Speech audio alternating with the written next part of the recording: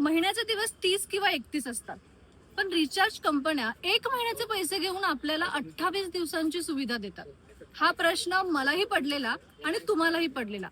पण आता हा मुद्दा चर्चेचा ठरतोय. त्याचं कारण म्हणजे आपचे खासदार राघव चड्डा यांनी हा मुद्दा संसदेत मांडलाय. आणि खरंच आहे की 30 आणि 31 दिवसांचा महिना असताना 28 दिवसांची सुविधा का? याचं उत्तर राघव चड्डांना तरी किमान रिचार्ज कंपन्यांनी दिलं पाहिजे.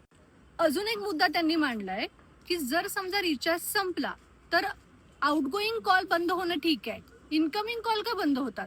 आणि जे आपल्याला गरजेचे असतात ते ओटीपी का बंद होतात?